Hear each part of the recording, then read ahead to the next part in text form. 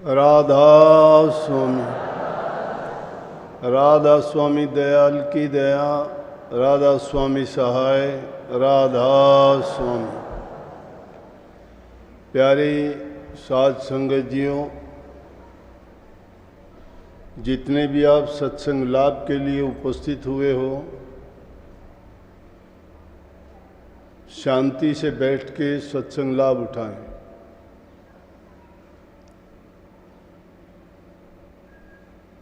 लगभग 2 साल के हालात अस्त व्यस्त होने के कारण आश्रमों में सत्संग सुचारू रूप से नहीं हो पाया। वर्चुअल सत्संग टीवी पे, यूट्यूब पे या फेसबुक पे आप देखते रहे। काफ़ी कुछ हद तक वो भी बहुत लाभकारी गुणकारी हुआ। सत्संगी जो पहले से जिन्होंने नाम ले रखा था वही नहीं, बल्कि दूर दराज के दूसरे प्रदेशों में भी नए सत्संगियों ने जिन्होंने भी सत्संग सुना, उन्होंने तो अपनी एक रोज़ाना के आदत ही बना ली थी कि सत्संग के समय इंतज़ार करते होते थे। काफ़ी लोग उनमें से अब आके मिलते हैं, बताते हैं, और वो कुछ लोग क्या बहुत से लोग ही जिनको तकलीफ़ हुई, इस कोविड के दौरान परेशानियां उठानी पड़ी, बहुत भयावह वातावरण था, उसके बावजूद भी वो लोग ऐसा बोलते हैं कि हमारे लिए तो वो ऐसा आया था कि हमें सत्संग से जोड़ दिया, हमारी आदतों को सुधार दिया, हमारे भ्रमों से निकाला, हमें जगा दिया, क्योंकि हम भूले हुए थे। निश्चित रूप से संत सतगुरु गुरु शिष्य को जगाता है, समय समय पर चेताता है, भटके हुओं को रास्ता दिखाता है, लेकिन जब तक मुसीबत नहीं आती, शिष्य कहो, सेवक कहो या आम कोई भी इंसान कहो, तब तक वो नहीं समझता है। परंतु जब उसके साथ हालात बुरे बीतते हैं, मुश्किलें पेश आती हैं, फिर उसके समझ में आता है कि तेरे हित की चीज़ कौन सी है,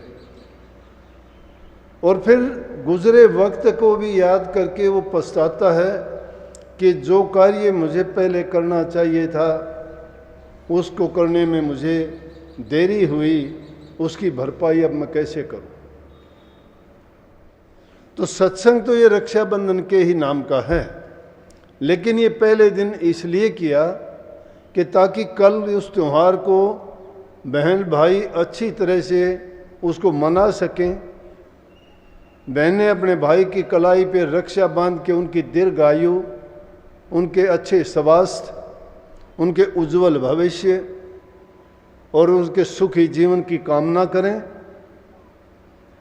और भाई उस रक्षा सूत्र के बंधवाने के बदले में बहनों को ये अपने दिल से पूरा आश्वासन दें, विश्वास दिलाएं कि जब भी जीवन में तुम्हें कोई परेशानी होगी, जब भी तेरे ऊपर कोई आफत दुख आएगा, जब भी कोई किसी प्रकार की आपको परेशानी होगी, तो मैं आपकी रक्षा और सुरक्षा के लिए हमेशा तत्पर रहूँगा। इससे भाई बहन का प्यार बढ़ता है, उनका आपस में विश्वास दृढ़ होता है, और प्यार और विश्वास ही 2 ऐसी चीज़ हैं जो समाज को शांति देने वाली, कड़वाहट को मिटाने वाली, और जहाँ शांति होती है, कड़वाहट खत्म हो जाती है, वहाँ कोई भी काम हम करना चाहेंगे या जैसे भी हालात गुजरेंगे उसमें हमें कभी किसी प्रकार का नुकसान नहीं उठाना पड़ता। नुकसान इंसान को कब होता है, परेशानी जब बढ़ती है कि जब आपस में मेल नहीं हो, आपस में प्यार नहीं हो। प्यार नहीं हो तो एक दूसरे का विश्वास नहीं होगा, और जहाँ विश्वास नहीं होता है वहाँ कोई भी काम चाहे वो कितना भी अच्छा क्यों ना होता हो, लेकिन फिर भी उसमें कमी रह जाएगी, क्योंकि अच्छा होते हुए भी उसको विश्वास ना होने के कारण अच्छा नहीं लगेगा। तो ये तो एक बड़ी बात है। त्यौहार तो आप जानते हैं, इतिहास तो इसका अगर कहोगे अनेकों कहानियाँ जोड़ी गई हैं कि रक्षाबंधन का त्यौहार क्यों मनाया जाता है, कब से मनाया जाता है। इतिहास की ज़रूरत नहीं, उसके महत्व को समझने की कोशिश करो। यूं तो हमारे देश में अनेक त्यौहार हैं और हर त्यौहार के पीछे कोई ना कोई घटना, कोई ना कोई बात ऐसी छिपी होती है कि जिसको हम एक परंपरा रीति रिवाज मान के निभाते आए हैं और आगे तक उसको निभाते रहने का प्रयास भी करते हैं। लेकिन अगर उसका कुछ जानना ही चाहते हो तो यही बात थी जो महत्व में बता दी गई। इतिहास इसका कहता है कि दानव और मानव का हमेशा से झगड़ा रहा, देवताओं का और मनुष्यों का, या देवताओं का और असुरों का। असुर हमेशा देवताओं को परेशान करते थे, और एक बार तो ऐसा टाइम आया कि राक्षसों ने देवताओं पर विजय पाली, जिसके कारण उनको बड़ा कष्ट और दुख हुआ। अब उनके पास छिपने के लिए कोई जगह नहीं थी, जाएं तो जाएं कहाँ, क्या करें। राक्षस बुद्धि के, राक्षस किसको कहते हैं, जिसके विचार गंदे हों, जिसके ख्यालात अच्छे नहीं हों, जो कोई दीन धर्म कर्म को ना जानता हो, जिसके दिल में कोई किसी प्रकार की किसी के प्रति अच्छी भावना प्रेम प्रीत ना हो, वो सब राक्षस ही हैं। पहले कभी सोचते थे, बच्चे थे जब, तस्वीरों में दिखाते थे कि किसी का बैल जैसा मुंह बना देते थे, किसी के सिर पे सींग लगा देते थे, किसी के बड़े बड़े नख दिखाते थे, तो किसी के बड़े बड़े दांत दिखा के खून निकलता हुआ दिखाते थे। वो राक्षसों का ऐसा रूप दिखाते थे तो हम डरते थे और सोचा करते कि शायद राक्षस ऐसे होते होंगे। लेकिन ये समझ अब पड़ी कि राक्षस का कोई रूप अलग से नहीं होता, ये तो उनके प्रतीकात्मक रूप दिखाते थे कि वो ऐसे कर्म करने वाले, वो राक्षसों की भांति पशुओं की तरह से, जानवरों की तरह से नखों से पाड़ लेते हैं, दांतों से वो काट लेते हैं, सींगों से वो मारते हैं। तो इस प्रकार के काम कौन से करते हैं, ये हर प्रकार के वचन ऐसे होते हैं। वो वचन उन पशुओं की भांति जो हिंसक पशु काम करते थे, उन हिंसक पशुओं के उनके रूप में मान लिए गए कि राक्षस ऐसे काम करते हैं। अब देवताओं को भी ऐसी परेशानी हुई जब उन्होंने देखा कि राक्षसों ने विजय प्राप्त कर लिया, अब हम जाएं तो जाएं कहाँ, कोई स्थान छिपने का नहीं था। इंद्र तक भागते फिरे, कहाँ जाएं, कि नहीं तो ये राक्षस परेशान करेंगे, मारेंगे। हर युग में इन्होंने ऐसा किया है, क्योंकि जाति दो ही हैं, एक दानव है तो दूसरे मानव हैं। उनके शरीर रंग रूप एक जैसे हैं, फर्क उनके कर्मों में है। देवता अच्छे कर्म करते हैं, नेक कर्म करते हैं, पुण्य कर्म करते हैं, दूसरों को कष्ट दुख नहीं देते, खुद कष्ट सह के भी दूसरों को सुख पहुंचाने का प्रयास करते हैं, उनको देवता कहते हैं। उनको परेशानी भी होती है तो उस परेशानी को झेल के भी वो कुछ नहीं कहते, बल्कि दूसरों को फिर भी प्रयास करते हैं कि उनको कष्ट ना हो, चाहे मुझे दुख हो गया कोई बात नहीं, और उनको सुख दे के भी वो अपने आप को अच्छा, बल्कि उनको आत्मिक शांति मिलती है, मानसिक उनको ये एक संतुष्टि होती है कि मैंने नेक काम किया है। लेकिन जो दुष्ट लोग होते हैं, वो राक्षस प्रवृत्ति के होते, वो बुरे काम करके, पाप कर्म करके दूसरे जीवों को दुख और कष्ट दे के वो खुशी मनाते हैं, वो हंसते हैं, उनकी नीयत यही रहती है कि हम किसी न किसी प्रकार का कष्ट दें, किसी नेक काम में बाधा डालें, क्योंकि बुराई का काम तो होता है कि दूसरों को दुख देना, और वो उनको दुख देके उसमें खुशी महसूस करते हैं। आपने नहीं देखा, रामलीला देखी होंगी, रावण का रोल करने वाला रावण बुरे कर्म करके और जबान से भी बुरा बोल के, और फिर उसकी हंसी के ठहाके देखो किस प्रकार से हंसता है। इसी प्रकार से ये उनके रूप दिखाए गए हैं कि वो दूसरों को दुख दे के उनको कितनी खुशी मिलती है। तो उन राक्षसों ने जब ऐसा किया, देवताओं को बड़ी चिंता लगी। इंद्र भागा हुआ बृहस्पति जी के पास पहुंचा, देवताओं के गुरु हैं बृहस्पति जी। कहने लगे जी बड़ी मुश्किल और परेशानी में फंस गए हम तो, कि अब राक्षसों का राज हो गया, उन्होंने तो हम सबको हरा दिया है। बुराई परेशान ही नहीं करती, अच्छाई को हराती भी है। अच्छाई दब जाती है, बुराई जीत जाती है। बृहस्पति जी ने उनको बुला के कहा, उनकी पत्नी को, इंद्र की पत्नी को एक पोटली बना के दी, एक मंत्र बताया, मंत्र जपने का तरीका बताया, और वो पोटली दे के उनको कहा कि इंद्र की दाईं बाजू पे बांध देना और इस मंत्र को याद करना। उस मंत्र का सुमरण करते करते जो भी काम करेंगे उनकी फतेह होगी। इंद्र ने वो अपने दाएं हाथ पे बंधवा के और उन्होंने नाम का सुमरण किया और राक्षसों से दोबारा लड़ाई की, तो राक्षसों को हरा के पुनः उन्होंने, इंद्र ने राज प्राप्त कर लिया और देवताओं की विजय हुई।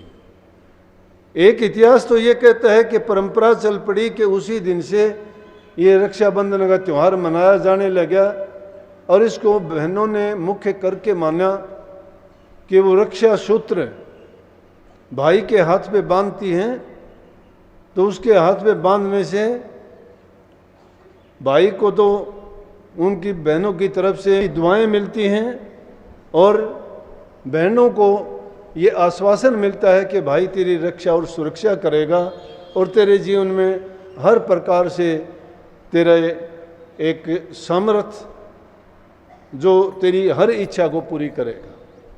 इस प्रकार से ये त्यौहार का महत्व बन जाता है उस समय से।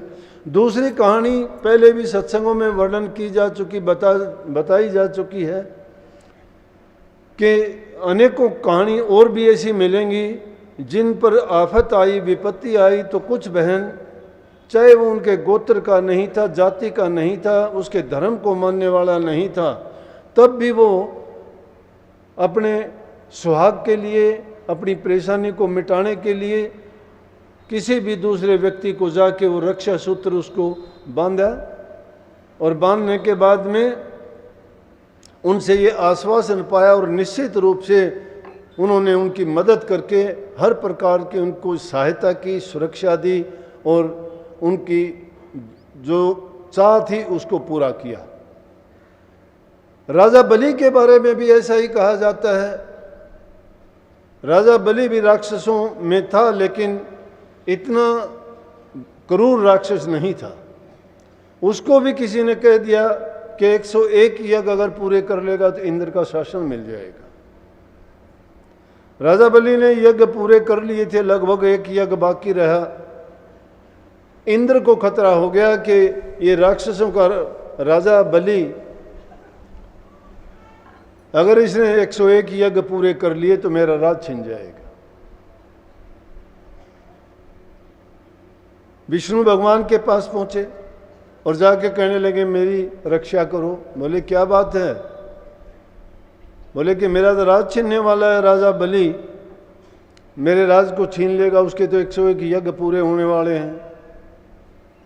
अब जब कोई किसी के पास याचना लेके जाता है, याचक बन के जाता है, भिक्षुक बन के जाता है और मन में विश्वास लेके जाता है, तो जो भी उसमें विश्वास जताता है, अगर वो नेक इंसान है, देवताओं के तुल्य है, तो वो उसको कभी इनकार नहीं करेगा। उस इंसान के लिए चाहे उसको कष्ट हो कितना भी उसको नुकसान भी क्यों ना उठाना पड़े, लेकिन उसकी मदद करे।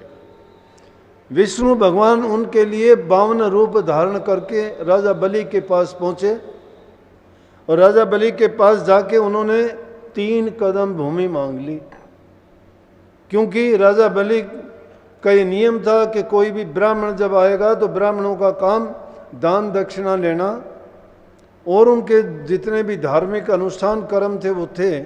लेकिन राजा बलि ने जब देखा कि कोई ब्राह्मण आया है, बल्कि उसके गुरु शुक्राचार्य ने उसको कहा कि बलि, ये छद्म रूप धार के भगवान खुद तेरे दर पे आए हैं और तुझे ठगने के लिए आए हैं, तू इनकी बातों में मत आ। कहने लगे आप मेरे गुरु हो, ये बात मुझे माननी चाहिए आपके वचन को, लेकिन मेरा प्रण यह है कि मैं ब्राह्मण को खाली नहीं जाने दूंगा। अब दोनों बातों के बीच में गुरु की अवहेलना करके राजा बलि ने ब्राह्मण को दान में 3 कदम भूमि देने का प्रण कर लिया, उनको वरदान दे दिया कि मांगो आप। लेकिन राजा बलि को छड़ने के लिए 52 भगवान ने 2 कदम में तो पूरी पृथ्वी आकाश सब कुछ माप लिया, और जब तीसरा कदम रखने की बात है, बोला कि ये कहाँ रखूं, अब कोई जगह नहीं रही। तो राजा बलि ने कहा मेरी छाती पे रख, मेरी छाती पे रख ले। जब छाती पे रखा, उस पे पांव रख के उसको पाताल में, बोला कि तू चल यहाँ पाताल में रहे। लेकिन उसने भी, राजा बलि ने वरदान पा लिया था कि अगर मैं यहाँ रहूँगा तो आप मेरे साथ रहोगे।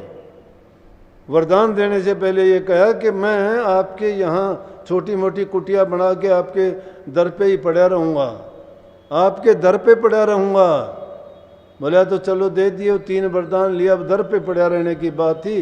पाताल में राजा बलि गए और वहाँ पे विष्णु भगवान पहरेदार बन के उनके दरवाजे पर खड़े रहे, क्योंकि उन्होंने कह दिया था कि मैं भी आपके दरबार के पास में पड़ा रहूँगा।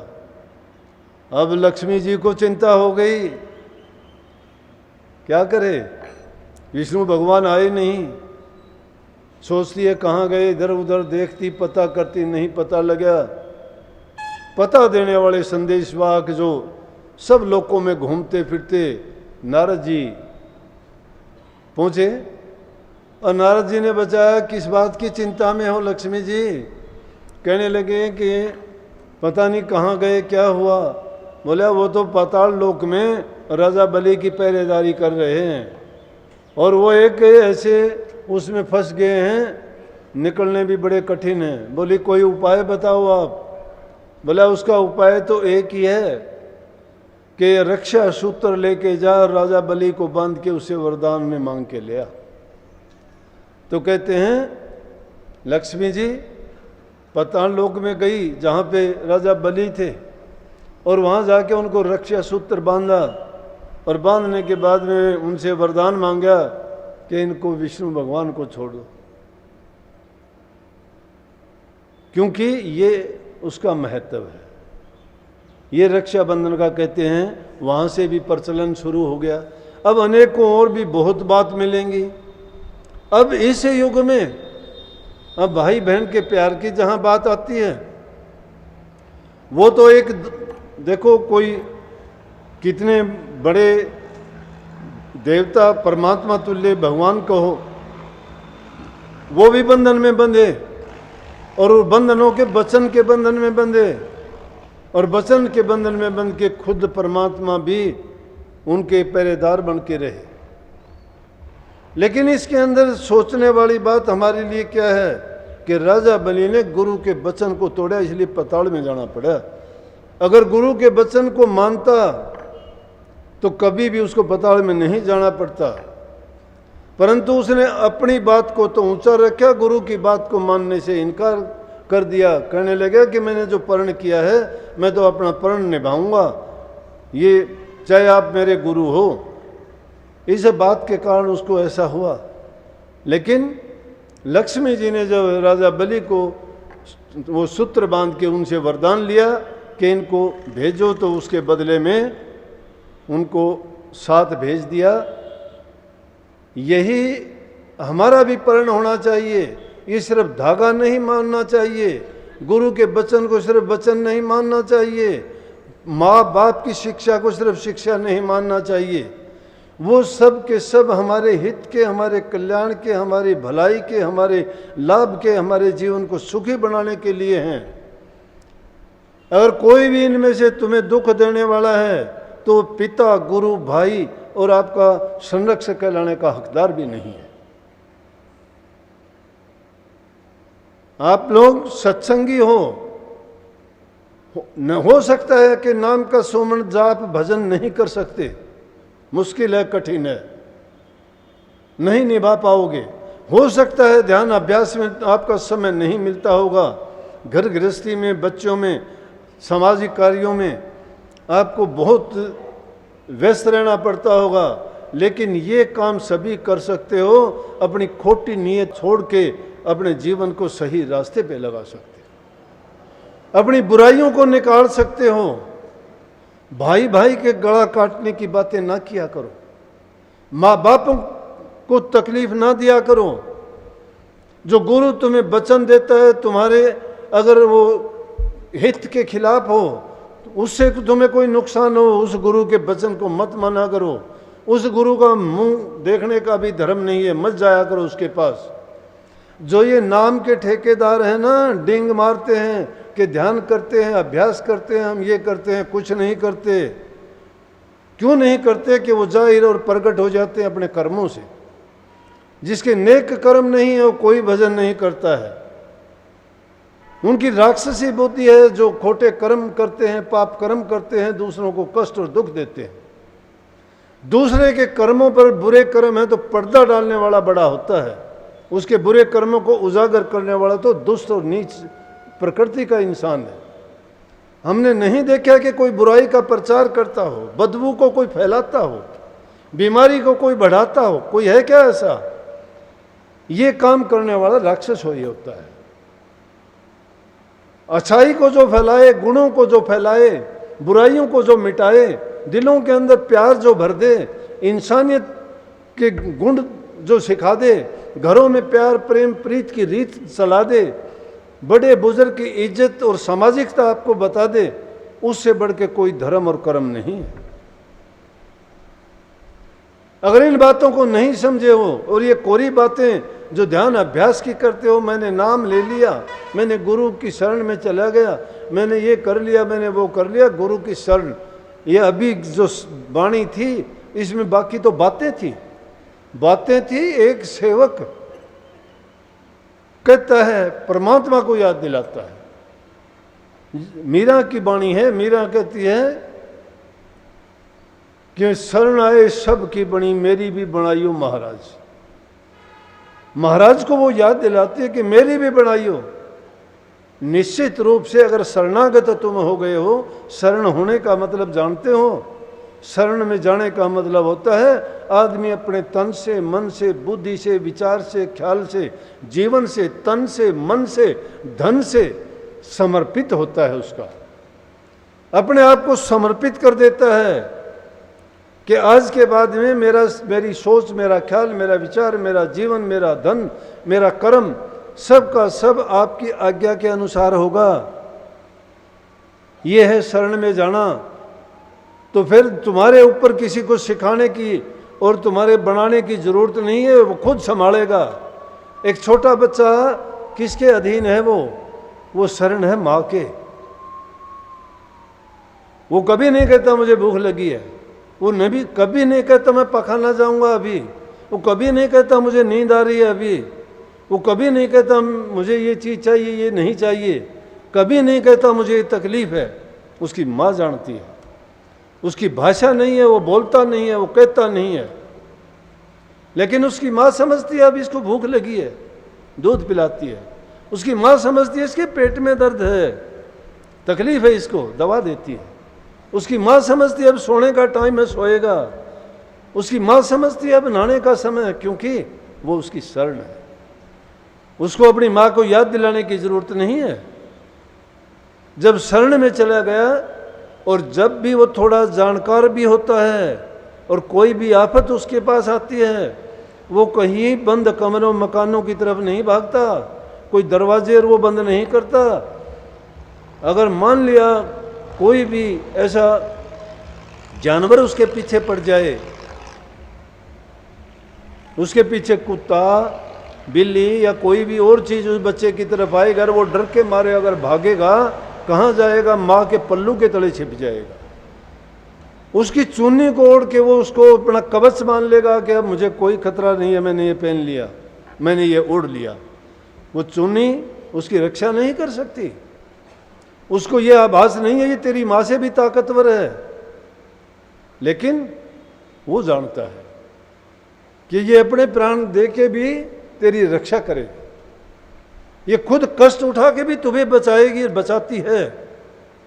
उसको चोट लग जाए, वो गिर जाए, कोई बात नहीं, बच्चे को नहीं लगने देगी, क्योंकि बच्चा उसकी शरण में है। ये है वो शरणागत की बात। ये रुके और आवाज देने से कुछ नहीं होगा कि ध्रुव की बनी, प्रहलाद की बनी, मीरा की बनी, कबीर की बनी, नामदेव की छान छपाई, कबीर की हुंडी दिखाई, रविदास की बनाई, सबकी बनाई उन्होंने, किसी ने नहीं बनाई, उन्होंने बनाई। उन्होंने बनाई, उनका समर्पण था, दूसरी चीज की ओर उनका ध्यान ही नहीं था। सोते जागते उठते बैठते उनकी नियत में खोट नहीं था, वो दिल के सच्चे और पक्के थे।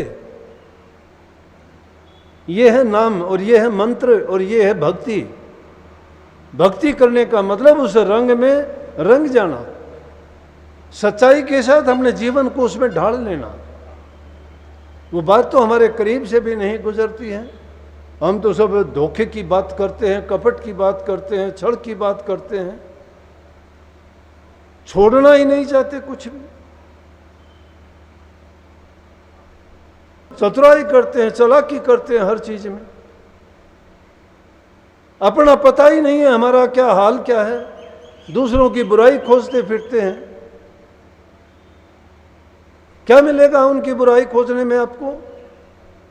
जो कर्म करता हो भोगेगा, उसका कर्म उस पर छोड़ो, तुम उसके भागीदार क्यों बनते हो? अपना कर्म सुधारा या बनाया कि नहीं आपने? जब आप अपने कर्म को सुधारने बढ़ाने में समय नहीं लगाया और दूसरों की गंदगी को टोकरे भर भर के अपने सिर पर ढोना शुरू कर दिया, तो आप जैसा ना समझ बेवकूफ कौन होगा? इसलिए अपनी जिंदगी को पाक साफ और पवित्र बनाओ, सद्विचार और सद्गुणों से इसको भरो। इंसान का चोला बार बार नहीं मिलता है, समझ बुद्धि और अकल इंसान में ही है, पशुओं जानवरों पक्षियों में नहीं है। ये 84 लाख योनि के जीव जंतु पशु पक्षी सब के सब जीवन यापन करते हैं, लेकिन क्या उनमें कुछ कर गुजरने की है क्या? जिन चीज़ों में तुम समय बर्बाद करते हो, व्यतीत करते हो, जरूरत के मुताबिक आवश्यकता जितनी है उस चीज़ का उपयोग और प्रयोग करते हो तो दोषी नहीं हो। जो भी किसी भी चीज़ का संग्रह करते हो, कौन साथ लेके जाएगा? बल्कि वो ज्ञान के जंजाल बन जाते हैं, उनमें सुख नहीं है। धन में सुख ढूंढते हो, धन वालों से जाके पूछ के देखो, उनको रखवाली करने में दुख होता है, उनको छिन जाने का डर होता है, चोरों से उनको बचाना पड़ता है, डाकुओं से बचाना पड़ता है, इनकम टैक्स से बचना पड़ता है। कहाँ ले जाएंगे वो धन को? कोठी बंगले कार जिनके पास ज़्यादा है, क्या उनको ज़्यादा सुख मिलता है? नहीं मिलता, बहुत परेशान रहते हैं।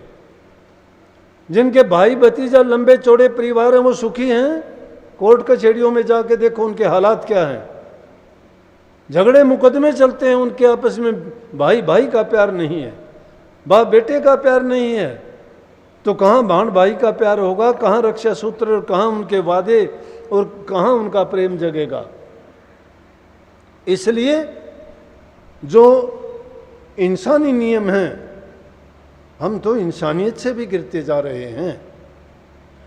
इंसानियत को भी अगर हम कायम रख लें, उनके भी गुणों को अब पूर्ण रूप से निभा दें, तो हमारे जीते जी भी स्वर्ग जैसा जीवन है।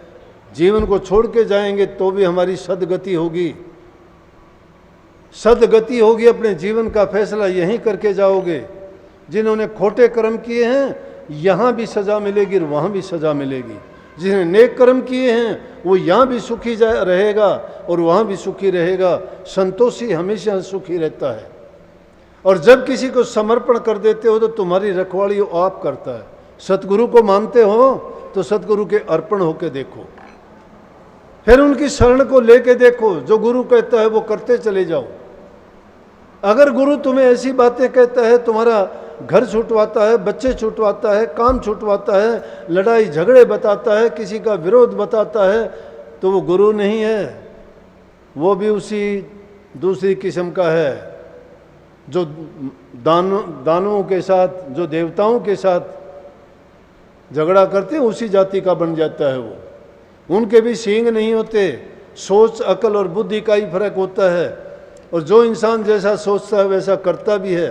अगर जैसे दिल से तुम पवित्र हो जाओ, अरे बाणा तो ऊपर से बड़ा अच्छा दिखाई देता है, ऊपर से बड़े उजले हो, दिल के अंदर कपट कितना भरा हुआ है।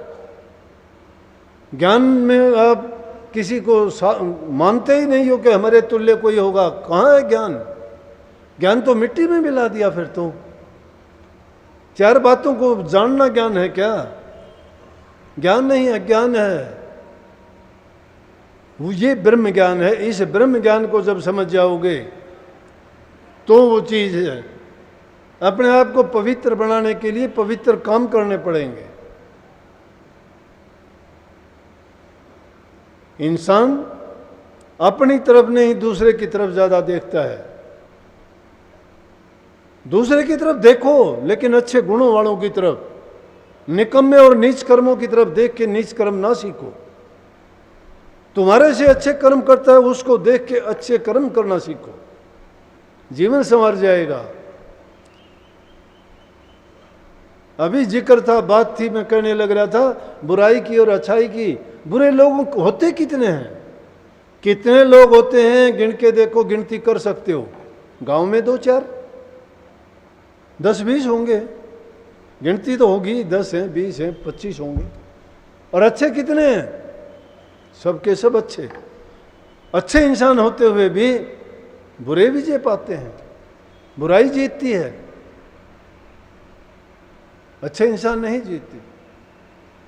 2 बुद्धिमान इकट्ठे नहीं रह सकते, 5 शराबी इकट्ठे मिल जाएंगे आपको। 2 बुद्धिमान नहीं, एक दूसरे की बात कोई नहीं मानेगा। ना नहीं, ये नहीं, ये है। यह इंसान की बुद्धि है। इसलिए हमेशा बुराई अच्छाई पर हावी रहती है।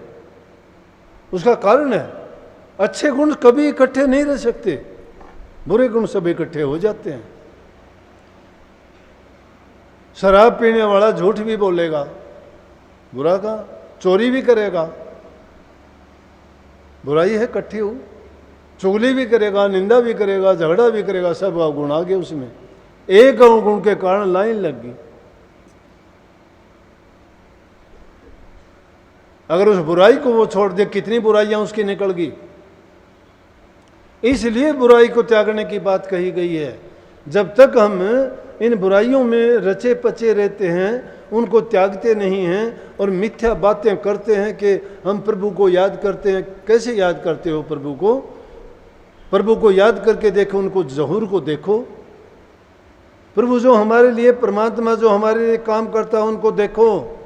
उनके काम को कभी देखते नहीं, कभी जानते नहीं, प्रभु की खोज में निकल लिए। कहाँ मिलेगा? पर्वतों में, आकाश में है कहीं, या पाताल में है?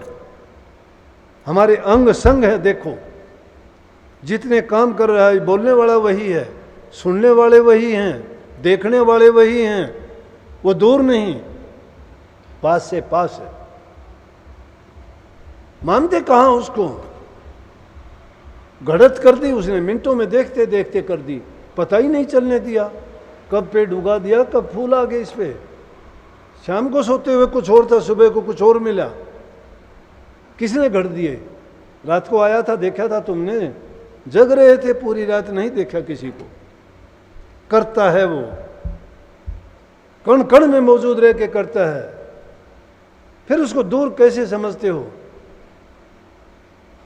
उसको अगर खोजनी है तो अपने आप को खोजो।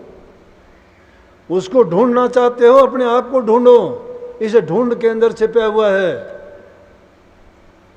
जिस प्रकार से धरती माता में मिट्टी उठा के देखो, आपको क्या नजर आएगा उसमें? उसी मिट्टी में ईख का गन्ना भी पैदा होगा, उसी में मिर्ची भी पैदा होगी, उसी में टमाटर, उसी में सेब, उसी में अंगूर भी पैदा होंगे। लेकिन देखने से वो दिखाती है क्या? ये सारी की सारी चीजें इसी प्रकार से इंसान में भी सभी गुण उसमें हैं, लेकिन बीज के मुताबिक फल आता है। बुराइयों के बीज मत बो अपने हृदय में, अच्छे गुणों के बीज बो के देखो, सभी मीठे फल मिलेंगे।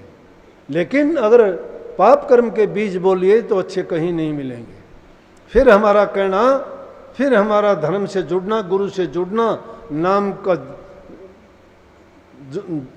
प्रचार करना मिथ्या साबित होता है। घर गृहस्थी वाले हैं हम, समाज में रह के ही हम अपने कल्याण कर सकते हैं। घरों में प्यार प्रेम रखना, एक दूसरे बड़े छोटे को इज्जत और सम्मान देना, सबका आदर करना, अपनी सामर्थ्य के अनुसार सब काम करना, ज़रूरतमंद भूखे गरीब को उसकी सहायता की ज़रूरत है उसकी सहायता करना, दुख दर्दी का दुख बंटवाना।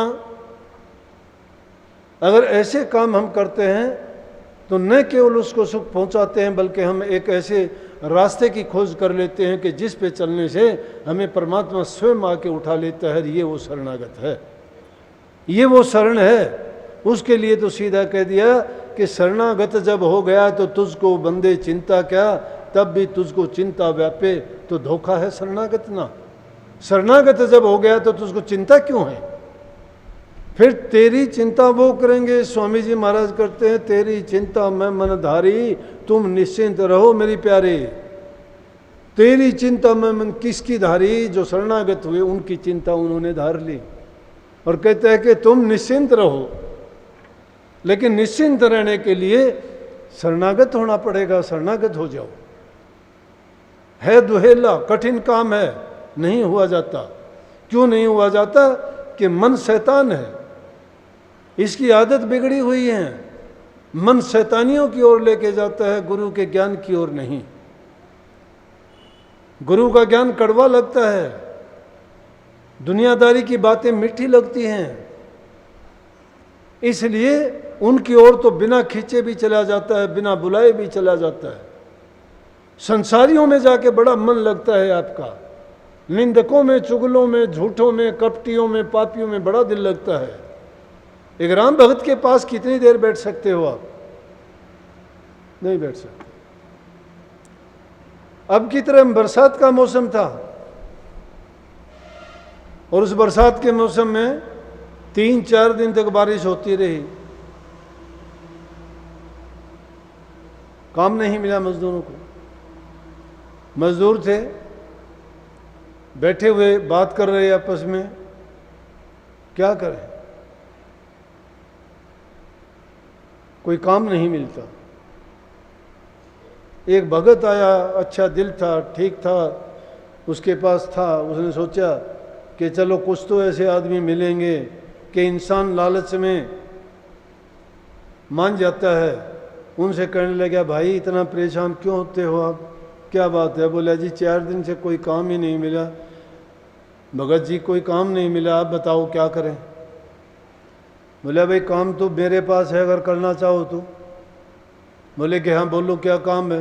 बोला मेरे घर चलो, जहाँ मैं रहता हूँ उस आश्रम में चलो, सबको एक एक माला दूंगा, और जब तक तुम्हारा काम छोड़ने का टाइम होता है तब तक उस माला का जाप करते रहना, और नाम का जाप करना है और कुछ नहीं। जो चीज़ की ज़रूरत पड़ेगी बीच में वो चीज़ भी मिलेगी, पानी खाना पीना सब मिलेगा।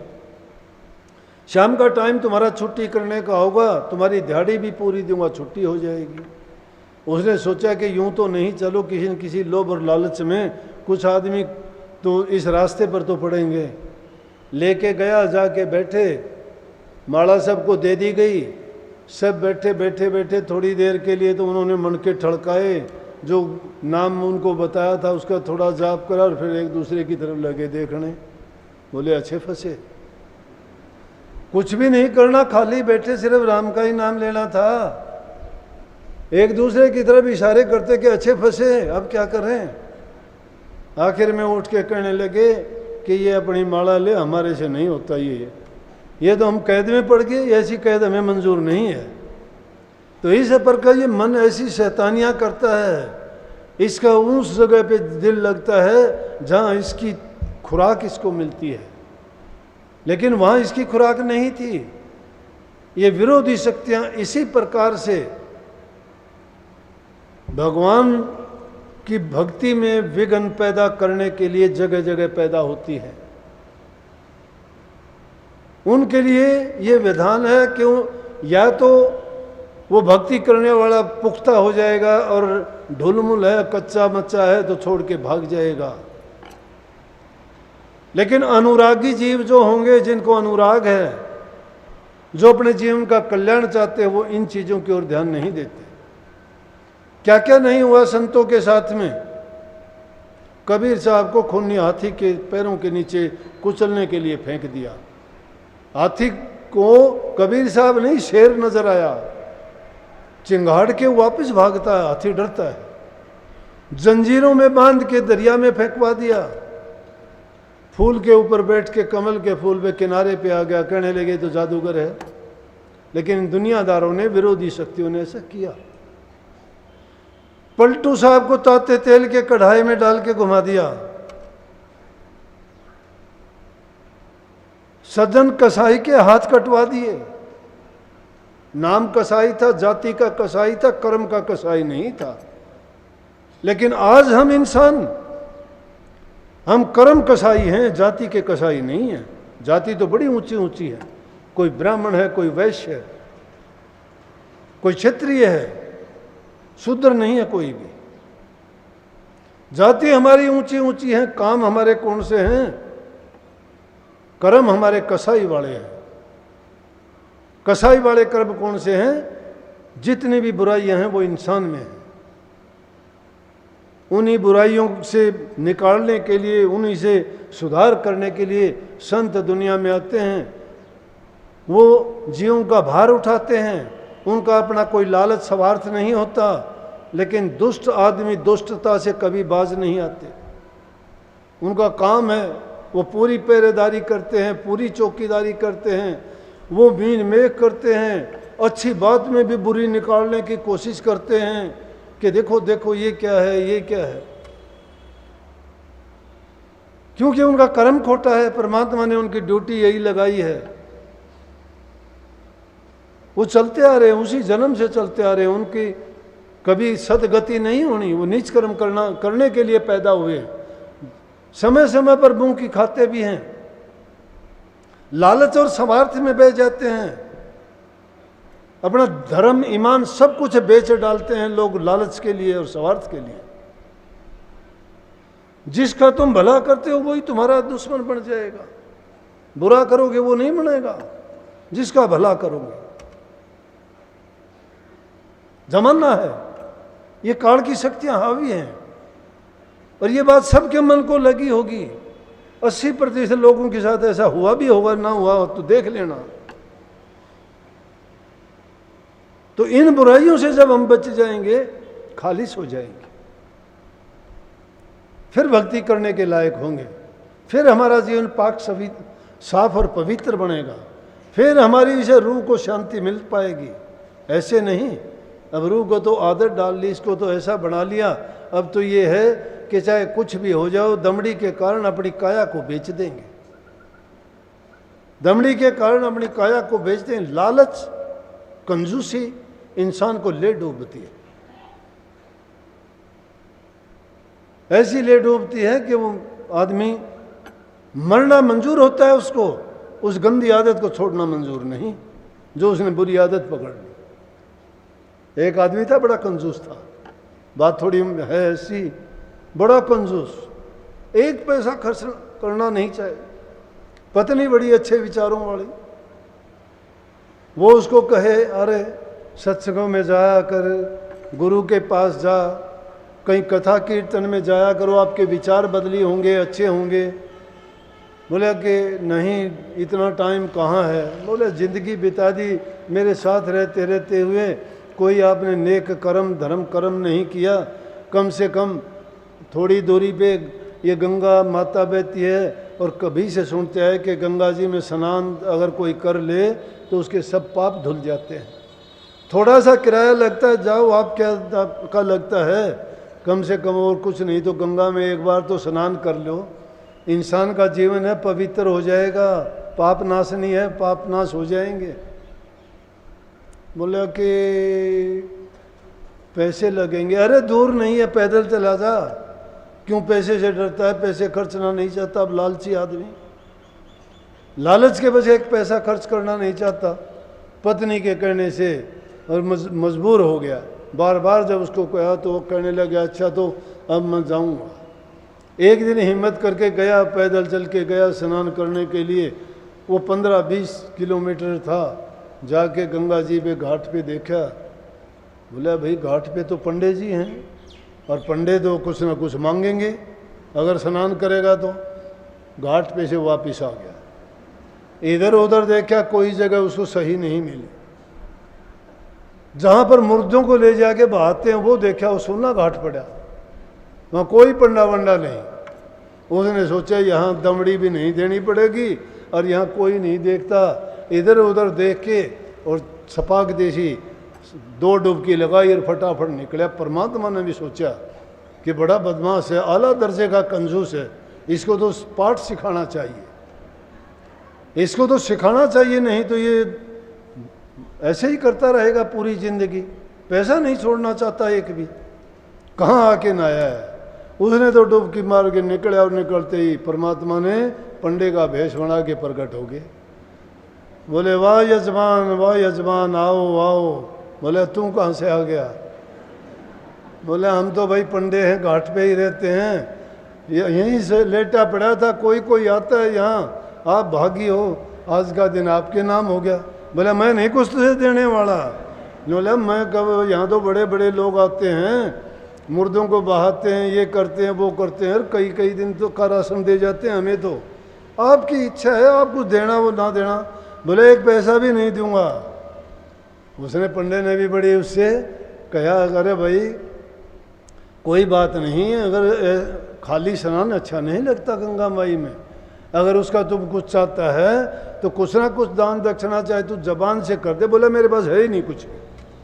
बोले कुछ नहीं, मैं उधार लिख लूँगा। पंडा कहने लगा मैं उधार में लिख लूँगा। बोले उधार में लिख लेगा तो लिख ले, 1 टका दूंगा मैं तेरे को। उससे पीछा छुटा के बोला कि पता बता दिया कहाँ का, नहीं उस गांव का हूँ मैं और जो 1 टका दे दूंगा, अब मेरे पास नहीं है। पंडे ने लिख लिया, लिखाया था, परमात्मा तो जानता था। वो भाग्या भूग्या बेचारा 15-20 किलोमीटर का सफ़र करके दूसरे दिन पहुंचा। पत्नी बोली होया है कराया स्नान। बोला कि हाँ स्नान कराया बहुत अच्छे से। बोला थका हुआ हूँ, लेटूंगा। उसे थोड़ा सा 2-1 घंटे हुए थे पहुँचे हुए और भीतर से बाहर से आवाज़ आई, उसका नाम लेके बोले फलाना। जब उसका नाम लिया बोला कौन है जाके देख। पत्नी गई, जाके देखती है पंडा खड़ा। बोला कि आप कैसे। बोले आपके पति 1 टका लिखवा के आए थे, वो मैं लेने के लिए आ गया। वो बोले घर आ जाना दूंगा। वो आके कहने लगी वहाँ तो पंडा खड़ा है, वो 1 टका आप लिखवा के आए थे, वो लेना चाहता है। वो बोला कैसा, उसको कह दे कि मैं घर पे मुझे तकलीफ़ है। परमात्मा बोले कितना देखो चालाक है, तकलीफ़ नहीं। और पत्नी को कहता है तकलीफ़ है। वो आगे बोली पंडित जी उनको तो तकलीफ़ है। बोले ओहो कोई बात नहीं, चला जाता मैं, लेकिन अब तो जजमान को तकलीफ़ है, उसको बीमारी में छोड़ के कैसे जाऊँ मैं। अब तो ठीक हो जाएंगे जब ही जाऊँगा, मेरा राशन पानी दे दे यहीं बना लूँगा मैं, कोई आपको और तकलीफ़ देने वाला नहीं। वो बोली वो तो बेगन हो गया जान को, वो नहीं जाने वाला, ऐसे कहता है कि यहीं रहूँगा। बोले एक काम कर। बोले हाँ। मेरा जाके यूँ कह दे मर गया ये तो। बोला ऐसे कैसे कह दूँ, तू जिंदा रहा। बोला मैं सांस रोक लूँगा, चला जाएगा डर का मारा। उधर परमात्मा हंसे के देख। वो आके कहने लगी कि जी वो तो मर गए, मैं तो वापस गई तो सांस ही नहीं थे उसमें। ओहो यजमान मर गए तो अब तो उसका संस्कार करवा के ही जाएंगे। बोला हमारा धर्म नहीं बनता उसको छोड़ना। उसने सोचा, बोला कि मैं कह आता हूँ यहाँ आसपास में सबको, आसपास में सबको कह दिया भाई इस तरह से उसका देहांत हो गया। लोग उठा के चल लिए, इतना पक्का आदमी, दमड़ी देनी मंजूर नहीं करी। उसने वो देना स्वीकार नहीं करा, मरना अर्थी को उठा के चल दिए, चिता बना दी, आग लगाने के लिए तैयार हो गए। जब आग लगाने के लिए तैयार हो गए तो परमात्मा कहने लगे, भाई मैं एक मंत्र कह दूँ इसके कान में अगर कहो तो? बोले कि हाँ जी कहो कहो। जाके उसका कफन उठा के और कहने लगे कि बैकुंठ से हम चल आए तुमसे नाता जोड़। उसने सोची परमात्मा आ गया दर्शन देने के लिए। उसने आँख खोल ली, देखते पंडा खड़ा, आँख उल्टी बंद कर दी। बोला भाई पक्का ये तो वो है। बोला बैकुंठ से हम चल के आए तुमसे नाता तुम जोड़। वो ने बोला क्यों मेरे पीछे पड़ा, तू मेरा पीछा, वो टका लेना छोड़, टका नहीं दूंगा तू चला जाए। तो ऐसे निकम्मे आदमी जो होते हैं ना, वो अपनी जान तक कुर्बान करने के लिए तैयार हो जाएंगे, अपना सब कुछ इज्जत देने के लिए तैयार हो जाएंगे, उनकी कितनी दुर्गति बेइज्जती क्यों ना हो, लेकिन जो वो कुत्ते की दुम बना लेते हैं वो सीधी नहीं होने वाली, वो वैसी की वैसी रहेगी चाहे कितने भी कोशिश करो। लेकिन इंसान में तो अक्ल और समझ और ज्ञान और विवेक है ना, इसको तो अपने हित का और नुकसान का भी पता है ना, इसलिए पाप और पुण्य का भरम जानता है ना। इसको चाहिए कि वो मालिक हमारे साथ हमेशा न्याय करता है, अच्छा करता है। अगर हमको सज़ा देनी होगी तो हमारे कर्म की सज़ा वो हमें देगा। हम दूसरी बातों में पढ़ के उनकी क्यों खामा किसी का भार ढोते हैं। इसलिए भाई नेक कर्म किया करो, सही रास्ते पे चला करो, मालिक को याद किया करो, घरों में प्यार प्रेम रखो, ईमानदारी से अपने संतान को अच्छी शिक्षा दो, अपने समय को और अपने ख्याल को, अपने विचार को दूसरों पर जितना प्रयोग करते हो उतना अपने घर परिवार की भी देखभाल कर लिया करो। अपनी माँ बहन की भी रक्षा सुरक्षा के बारे में सोचा करो, उनको प्यार दिया करो, इज्जत दिया करो, सम्मान दिया करो। माँ बाप को सही तरीके से जिस प्रकार से उन्होंने हमारा लालन पालन किया था, हम भी उनकी उसी प्रकार से प्यार से उनकी हर बात को मान के उनकी कदर करें, सम्मान दें, उनको हर प्रकार से सुख पहुंचाने की कोशिश करें। मन से, वचन से और कर्म से अच्छे इंसान बनो। परमात्मा आपके पास है, दूर नहीं है। वो शुद्ध हृदय और पवित्र जो मन है उसी के अंदर परमात्मा का वास है। जहाँ दुष्टता है, नीच कर्म है, पाप कर्म है, सोच गंदी है, वहाँ उनके पास परमात्मा नहीं रहता। वो भक्तों के दिलों में रहता है। सच्चे और अच्छे काम जो जीवन में करता है वो इंसान यहाँ भी मान सम्मान पाता है। जब दुनिया को छोड़ के जाता है तो प्रभु के चरणों में भी उसको सदा के लिए सुख और शांति मिलती है और जन्म मरण के बंधनों से वो सदा सदा के लिए मुक्त हो जाता है। परंतु क्या है कि कई बार हालात ऐसे गुजरते हैं कि आदमी मजबूर हो जाता है और उस मजबूरी में सोचता है कि मैं कोई ना कोई ऐसा काम कर लूं, लेकिन उसमें भी संयम देखा जाता है। जब वक्त बुरा आता है उसमें ही आदमी की पहचान धैर्य की होती है। और जिसने जीवन में दया, धर्म, धैर्य ये कमाए हैं वो विपरीत समय में उनकी परीक्षा करके देखे। लड़खड़ाए नहीं, घबराए नहीं, हालात से डरे नहीं, उनका सामना करोगे तो तुम देखोगे कि देखते ही देखते वो चीज़ें तुम्हारे हक में अपने आप हो जाएंगी। क्योंकि संयम एक बहुत बड़ी चीज़ है। संयम रखो, धैर्य रखो, इंतज़ार करो। समय बलवान है, ये बदलता रहता है, एक जैसा नहीं है। कभी धूप है तो कभी छाँव है, कभी दिन है तो कभी रात है, मौसम बदलते रहते हैं। उसी प्रकार से जीवन में ये उतार चढ़ाव, बुराइयां, अच्छाइयाँ, सुख दुख आते रहते हैं। लेकिन उनमें धैर्य रख के, स्थिर बुद्धि से और मन में धीरज रखते हुए अगर हम उनको संभाल लेते हैं तो हमें उन कि वो कष्ट नहीं उठाने पड़ते और उन दुखों से बच जाते हैं। अच्छा जीवन बिताने के लिए अच्छे गुणों का होना जरूरी है। कोई बात नहीं, सच्चाई को परेशानी बहुत आएंगी, बहुत आएंगी, हर प्रकार से। जिसकी कोई औकात नहीं वो कुछ का कुछ बोल देगा। क्यों? पता होता है उसको कि अच्छा आदमी पलट के जवाब नहीं देगा। और संतों ने तो कही भी है, संतों ने तो ये कही है कि तू कहते को कह जान दे। अगर तुम्हें कोई कहता है तो कह जाने दे उसको, धैर्य रख। कहते को कह जान दे, गुरु की सीख तू ले। ये गुरु की सीख है। गुरु की शिक्षा ये कहते को कह जान दे, गुरु की सीख तू ले। साकित जन और स्वान को बावड़ जवाब न दे। साकित दुष्ट आदमी को और कुत्ते को बावड़ के जवाब ना दो। कुत्ता अगर तुम्हारी ओर भौंकता है, जवाब दोगे ज़्यादा भौंकेगा, ज़्यादा भौंकेगा और पीछे पड़ेगा। दुष्ट आदमी को अगर जवाब दोगे तो और दुष्टता करेगा वो। इसलिए गुरु की वाणी ये है कि कहता है उसको कह जाने दे और उनकी बात की ओर ध्यान ही नहीं दे। और नहीं तो चेतना तो जब चाहिए। जिस इंसान का तुमने भला किया है और तुम्हारा बुरा करता है तो अपना आप दोष माना करो, दूसरे को दोष ना दो। जिस प्रकार से केड़ा बोते समय अगर किसी ने ये नहीं देखा कि बड़बेर साथ में खड़ी है तो फिर उस बड़बेर को दोष नहीं देना चाहिए, क्योंकि केड़े का स्वभाव है हवा चलेगी पत्ते हिलेंगे, बड़बेर में तो कांटे हैं उनको चीरेगी वो। तो या तो उस वक्त पे सोच के काम करना चाहिए था कि तूने जो है गलत जगह पे गलत काम किया है। बड़बेर के पास में तूने केड़ा बो दिया है तो इसलिए दुख तो उसको उठाने ही पड़ेंगे।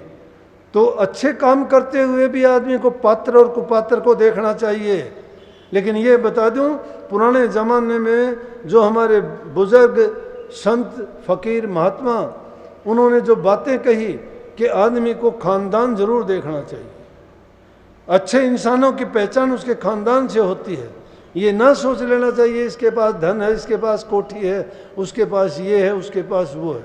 अरे जो नेक कर्म जिसके पास हैं और वो अगर दुनिया की चीज़ों से गरीब है तो उस जैसा अमीर कोई नहीं है। लेकिन दुनिया के पदार्थ जिसके पास अनाप शनाप हैं और जिनका कोई चरित्र नहीं है, जिनके नेक कर्म नहीं है, जिनके खून में नेकी नहीं है, उस इंसान से दोस्ती कभी ना कर लेना, नहीं तो धोखा खाओगे। और जैसे बालू रेत के बारे में कहा है ना कि बालू रेत को एक बार परखिए ना वो बारंबार, बालू ताहि किरकरी जो सानो 100 बार। बालू को 100 बार भी छान लोगे तो भी उसका करकराट नहीं मिटता है। कहने का मतलब ये इंसानों पर भी लागू है कि जिसके इंसान में, जिस इंसान के खून में वफादारी नहीं है, जिसके खून में जो नमक हलाल नहीं है, नमक हराम है, उनके साथ तो कभी भी भूल के भी हित करने की सोच भी ना लेना, करोगे धोखा खाओगे। क्योंकि उनका कर्म ऐसा है वो कभी भी भले नहीं हो सकते। हाँ, ऐसे आदमी उन लोगों के जो ज़रूरतमंद होते हैं, जो सच्चे होते हैं, उन लोगों के लिए बड़ा नुकसान पैदा करते हैं। उन लोगों के लिए तो महात्मा लोग तो चोट खा के भी दूसरों को शिक्षा दे के जाते हैं। एक छोटी सी कहानी मैंने किसी बच्चे की उस किताब में पढ़ी थी, 4वीं 5वीं की में, उसमें थी और उसमें एक डाकू का जिक्र किया। महात्मा के पास बहुत सुंदर घोड़ा था। डाकू रोजाना सोचता, उस जमाने में कार कोठियां ये नहीं थे, मोटरसाइकिल। आजकल तो चोरियां मोटरसाइकिलों से, कारों से, जीपों से, इनसे होती है। बाबा भारती नाम था महात्मा का, बहुत अच्छा घोड़ा। क्यों? बाबा था, परिवार में कोई था ही नहीं, घोड़े की सेवा करता, खिलाता पिलाता चराता, कहीं जाना आना होता घोड़े की पीठ पे सवार होके जाता। अब डाकू के मन में चढ़ गया कि इस घोड़े को ले लूं तो मैं डाका डालने के लिए जाऊं, बड़ा अच्छा घोड़ा है तो मुझे कोई पकड़ नहीं पाएगा। उसने लाख कोशिश करी घोड़े को चुराने की, घोड़े को चुरा नहीं पाया। कभी कुछ हो जाता। उसने बहाना बनाया एक दिन, एक बीमार का बहाना बना के बूढ़ा जैसे कोई हो और रास्ते में बैठ गया। बाबा भारती घोड़े पे सवार होके आ रहा था।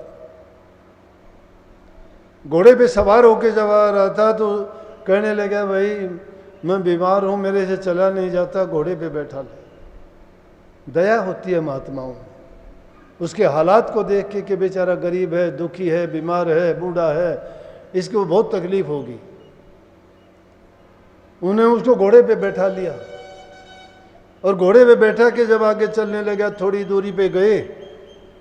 थोड़ी दूरी पे जाते ही क्या किया, बाबा भारती को धक्का दे के नीचे गिरा दिया और आप पकड़ के बैठ गया। डाकू था वो घोड़े पे और कहने लगा, बाबा भारती कि देख, क्या कहता था तू, घोड़ा नहीं दूंगा, देख मैं घोड़ा तेरा लेके चुरा के चला। महात्मा हंसा। जाने का धोखा नहीं था, जाने का धोखा नहीं था। घोड़े से प्रेम करता था, कोई दुख नहीं था, उसकी वही संपत्ति थी, कोई कष्ट नहीं माना। कहने लगा कि बात सुन भाई। बोले कि हाँ, रुक, तेरे पास भी नहीं आऊँगा, घोड़ा ले जा, लेकिन एक बात याद रखना, जिंदगी में किसी को ये ना कहना कि बाबा भारती का घोड़ा मैं धोखे से चुरा के ले आया, मैं एक बीमार और असहाय बन के धोखा दे के घोड़ा छीना है। नहीं तो ज़रूरतमंद आदमी की कोई इतबार नहीं करेगा आगे से। अपना दुख और कष्ट उठा के, अपनी हानि उठा के भी दूसरों को जो सुख देता है उसको महापुरुष कहते हैं। और दुष्टों का काम दुष्टता करना होता है। जब एक दुष्ट आदमी अपनी दुष्टता नहीं छोड़ता तो नेक इंसान को अपने नेक कर्म नहीं छोड़ने चाहिए। लेकिन हाँ, इंसानों का भेद नहीं लगता, चुनाव सोच के करना चाहिए। बाकी तुम अगर दिल से सच्चे रहोगे, तुम्हारा सतगुरु तुम्हारी रक्षा करेगा, कदम कदम पर रक्षा करेगा। और उनको तो दुष्टों को तो दुष्टों वाली सजा मिलनी है। कुछ समय के लिए खुश होते हैं वो, कुछ समय के लिए उनको थोड़ी खुशी मिलती है, लेकिन बाद में तो उनका सब की सब सजा जो मालिक देता है ऐसा ही ये हो जाती है। वो नरक भी भोगते हैं या जीते जी भी नरक भोगना पड़ता है उनको। तो अच्छे काम किया करो, नेक काम किया करो, सबकी सेवा किया करो, भूखे गरीब की मदद किया करो, घरों में प्यार प्रेम शांति रखो, चिंता ना करो। जब दुष्ट आदमी दुष्टता नहीं छोड़ता तो तुम नेक कामों को ना छोड़ो, नेक काम करते चलो। तुम्हारा काम नेकी करना है, नेक काम करने सीख जाओगे तो समझो कि आपने सब कुछ पा लिया और अपने जीवन को सफल बना लिया। सबको बहुत बहुत आशीर्वाद। मालिक सबको आपको सद्बुद्धि दे, आपके विचार अच्छे रखे, मालिक में विश्वास दृढ़ बढ़ाए और आपका जीवन सुखी हो और सब पर सतगुरु की कृपा बरसे। सबको बहुत बहुत आशीर्वाद। राधा स्वामी।